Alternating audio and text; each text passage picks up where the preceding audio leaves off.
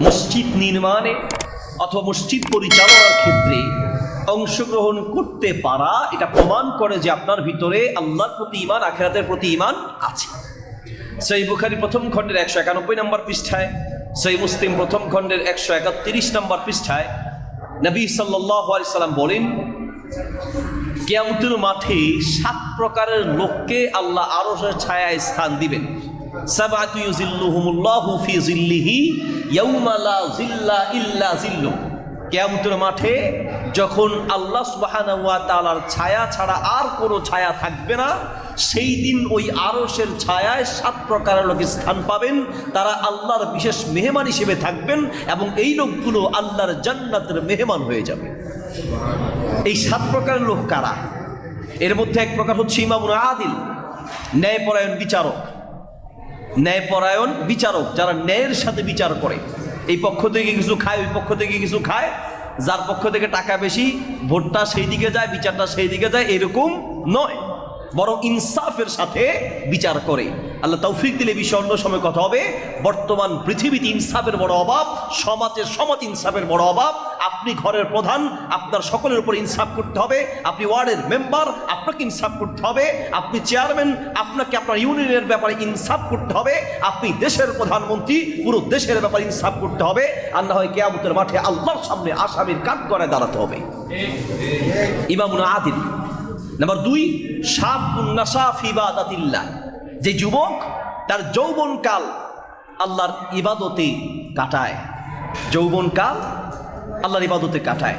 আমরা অনেক সময় মনে করি যে মাত্র যুবক বয়স, এখনো বয়স আছে তো, দাড়িটা এখনো পাকে নেই, এখনো বয়স আছে তো, মাত্র 30-40 বছর বয়স, মানুষ মরে 50-60-70 বছর হলে। আমাদের এই ধরনের একটা চিন্তা আছে। প্রিয় ভাই আমার, আমরা অনেক সময় যুবকরা বিশেষ করে ভাবি ভালো হয়ে যাব, ঠিক হয়ে যাব, আর কয়দিনটা, এই তো ভালো হয়ে যাব, তো সময় আছে তো, এরকম মনে করি। আগামী বছর ভালো হব, আগামী মাস ভালো হব। আপনার আমার মতো বহু যুবক যারা আগামী বছর, আগামী মাস ভালো হওয়ার চিন্তা করেছিল, কিন্তু আগামী দিনটাও দুনিয়াতে থাকার সুযোগ পায় নাই। আগামী দিন আসার আগেই দুনিয়া থেকে বিদায় হয়েছে। হয় না এরকম? নবী সাল্লাল্লাহু আলাইহি সাল্লাম বলেছেন, সহিহুল জামি কিতাবে হাদিসটি আছে, লা তাকুমুস সাআতু হাত্তা ইয়াজহারা মাউতুল ফুজাআত। কিয়ামত যত ঘনিয়ে আসবে, হঠাৎ হঠাৎ মৃত্যুবরণকারীর সংখ্যা তত বেড়ে যাবে। হঠাৎ মানুষ মারা যাবে। রাতে ভালো, সকালে শুনবেন যে সে মারা গেছে। রাতে একই সাথে খেয়েছেন, খেয়ে আপনি বাড়িতে গিয়েছেন, দোকানে নাস্তা করেছেন, বাড়িতে গিয়েছেন, কিছুক্ষণ পরে শুনবেন সে দুনিয়ার থেকে বিদায় হয়েছে। হঠাৎ হঠাৎ মারা যাবে। আপনারা দেখেন, এই যে চট্টগ্রাম সীতাকুণ্ডে যে মানুষগুলো মারা গেল, তারা মোবাইল দিয়ে ভিডিও করছে, কেউ ফেসবুক লাইভ দেখাচ্ছে। সে কি ভেবেছে যে আসলে এই লাইভটা তার জীবনের শেষ লাইভ হবে, এই ভিডিও তার জীবনের শেষ ভিডিও হবে? কখনো ভাবে নাই, কখনো ভাবে নাই। ফায়ার সার্ভিসের যে সকল যোদ্ধাগুলো আগুন নিভাতে গিয়েছে, তাদের জীবনটাই নিভে গিয়েছে। তারা গিয়েছে আগুন নিভানোর জন্য, কিন্তু সেই মানুষগুলোর নিজেদেরই জীবনটা নিভে গেল। এই যে তারা কি কখনো ভেবেছে? ভাবে নাই। আপনার আমার জীবনে এমন হতে পারে। কি হয়েছে? আরে ভাই, তার সাথে কথা বললাম, ভালো মানুষ, কয় স্ট্রোক করছে। কি হয়েছে? এই যে আমার সাথে কথা বলে বাজারে গেল, কি হয়েছে? অ্যাক্সিডেন্ট করেছে। তাইলে মৃত্যুর জন্য কোনো সময় নাই, নির্ধারিত এত বয়সে মরবে কোনো নির্ধারিত সময় নেই। আসার একটা সিরিয়াল পৃথিবীতে আছে, যাওয়ার কোনো সিরিয়াল নেই। আসার সিরিয়াল আছে, আগে দাদা আসে, তারপরে বাবা, তারপরে সন্তানের জন্ম, তারপরে নাতি, কিন্তু যাওয়ার কোনো সিরিয়াল নেই। বহু দাদার আগে নাতি দুনিয়ার থেকে বিদায় হয়, বহু বাবার আগে সন্তান দুনিয়ার থেকে বিদায় হয়। ওয়াশাবুল্লাহ শাফি বাদাতিল্লাহ। যুবক ভাই, এটা মনের ভিতর রাখতে হবে। তোমার মতো যুবক দুনিয়ার থেকে বিদায় হয়, তাদের ইতিহাস শুনতে হবে, তাদের কথাগুলো মনে রাখতে হবে। নাম্বার 3, ওয়ারাজুলুন, এদিকে খেয়াল করে শুনতে হবে। 3 নম্বর হচ্ছে ওয়ারাজুলুন। বিভিন্ন রায়তে শব্দের বাক্যের আকপর আছে।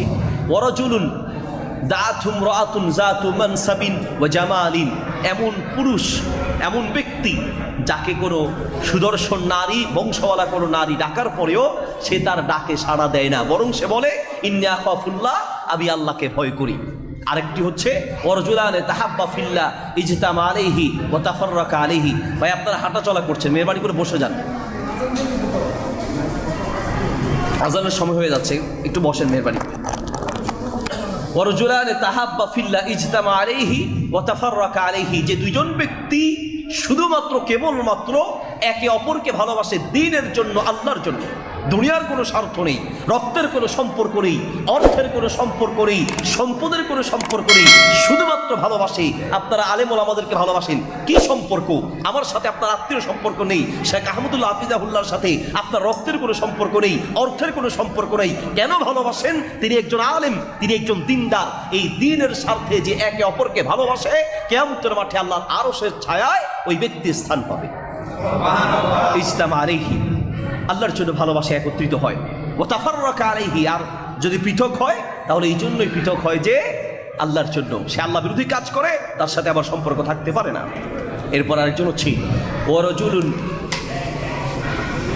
ওয়ারাজুলুন যাকারাল্লাহা খালিয়ান ফাফাদাত আইনাহু, এমন ব্যক্তি যিনি আল্লাহকে স্মরণ করে চোখের পানি ফেলে কাঁদে।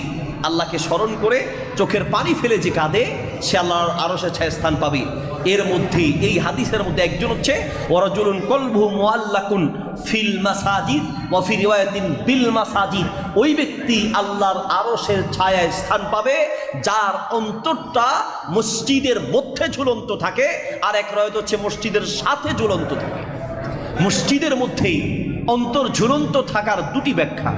একটি ব্যাখ্যা হচ্ছে সে যখন এক ওয়াক্তের নামাজ শেষ করে আর এক ওয়াক্তের নামাজের টেনশনে থাকে, বারবার আকাশের দিকে তাকায় যে জোহর পড়েছি, সূর্য কখন একটু ঢলে পড়বে, আসরের টাইম হবে, বারবার ঘড়ির দিকে তাকায় কখন আসরের নামাজের টাইম হবে, বারবার মোবাইলের দিকে তাকায় কখন আসরের নামাজের টাইম হবে।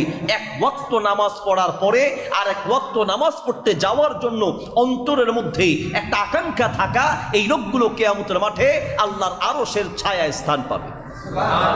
এর আরেকটি ব্যাখ্যা হচ্ছে, মসজিদের সাথে ঝুলন্ত থাকার আরেকটি ব্যাখ্যা হচ্ছে, মসজিদকে যে ব্যক্তি ভালোবাসবে, মসজিদকে ভালোবাসা, নিজের ঘরটাকে সুন্দর করার জন্য যে পরিমাণ চেষ্টা করেন, একজন ইমানদার তার মসজিদটাকে সুন্দর করার জন্য তার চেয়ে বেশি চেষ্টা করবে।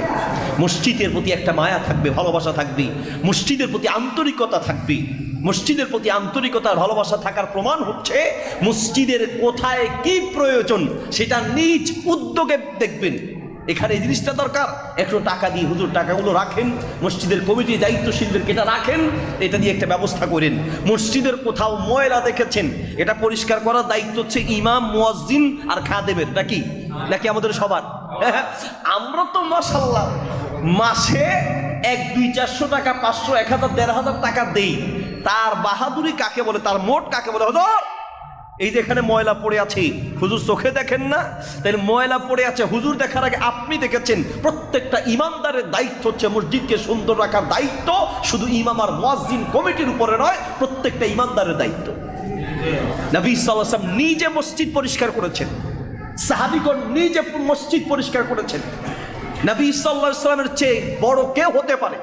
রাসূল সাল্লাল্লাহু আলাইহি ওয়াসাল্লামের মতো সাইয়্যিদুল মুরসালিন, এত বড় নবী, তিনি নিজে মসজিদ পরিষ্কার করেছেন। এক বেদুইন এসে মসজিদে প্রস্রাব করে দিয়েছে। কামান নাসু লিয়াকাউ ইলাইহি, মানুষেরা তার উপরে ঝাঁপিয়ে পড়েছে, তাকে মারতে চাইবে। নবী সাল্লাল্লাহু আলাইহি ওয়াসাল্লাম তাদেরকে থামিয়ে দিলেন, মাহমা থামো। এরপরে পানি আনতে বললেন, নিজ হাতে পানি ঢেলে সাহাবীগণ সহ নিজেরা পরিষ্কার করেছেন। কাজেই মসজিদ পরিষ্কার করেছেন সাহাবীগণ, নবীগণ। নবী সাল্লাল্লাহু আলাইহি ওয়াসাল্লাম নিজে মসজিদ পরিষ্কার করেছেন।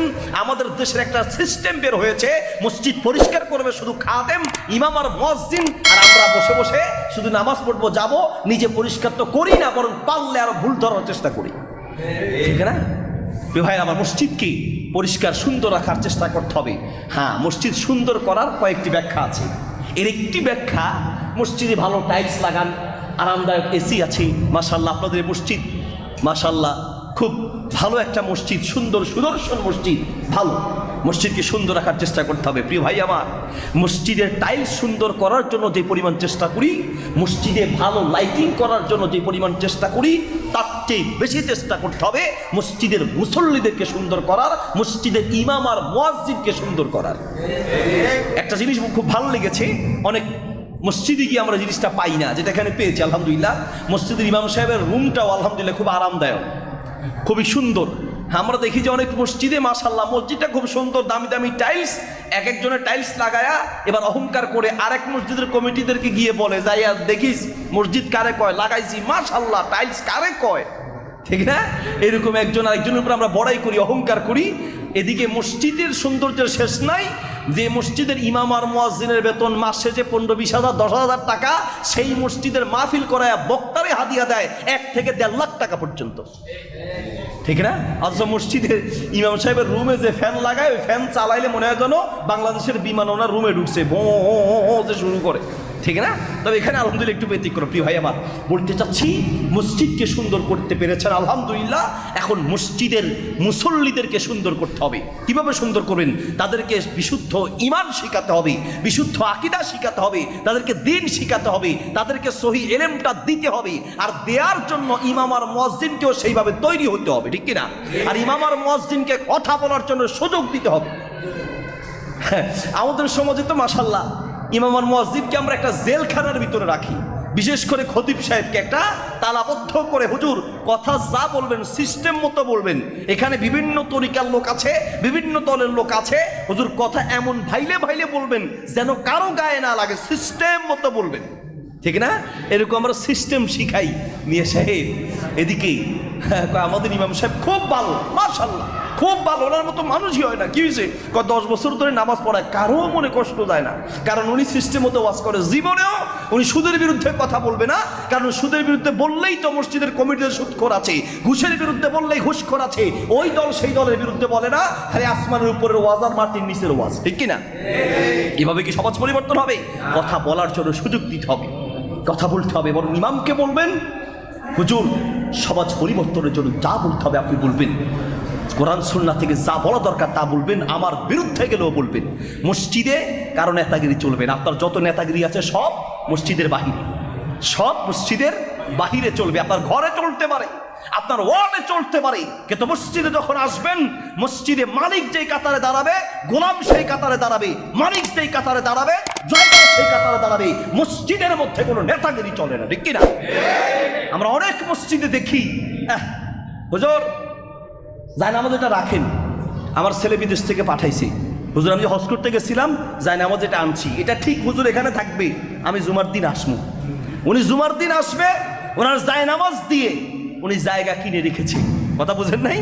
এরপরে মসজিদে অনেক লোক, আমরা খতিব সাহেবের অনেক সময় কি করি, ওই যে স্যার আসছে, স্যার মানে বুঝছেন তো, স্যার মানে স্যার আর কি, উনি ঘুষ খাক সুদ খাক যাই হোক, ওনার কাছে কিছু ক্ষমতা আছে, টাকা পয়সা আছে, এগুলো দেখায় সবার পিছনে আসছে, জায়গা নাই। খতিব সাহেব বলে, বুঝেন নেই? এবার মানুষকে ফাঁক করে উনি সামনে আসে। আপনি যদি আগে দাঁড়াতে চান, আগে আসতে হবে, পরে এসে মানুষ উঠিয়ে দিয়ে সামনে আসার অধিকার কারো নাই, ঠিক কিনা? কারো সেই অধিকার। বন্ধুগণ, বলতে চাচ্ছিলাম মসজিদকে সুন্দর করা, হ্যাঁ, যেমন চেষ্টা করছি মসজিদের মুসল্লিদেরকে সুন্দর করতে হবে। শিরক এবং বিদআত মুক্ত করার জন্য চেষ্টা করা আপনাদের দায়িত্ব। এই মসজিদ হবে সম্পূর্ণ শিরক মুক্ত, সম্পূর্ণ বিদআত মুক্ত, সম্পূর্ণ কুসংস্কার মুক্ত। যতগুলো কর্ম হবে কোরআন সুন্নাহ মতো, নাকি নাকি হুজুরে কিছু একটা বললেই কোরআন সুন্নাহ হাদিস থেকে, হুজুর বাপদাদা সারা জীবন করে আসছি, তারা কি ভুল করছে?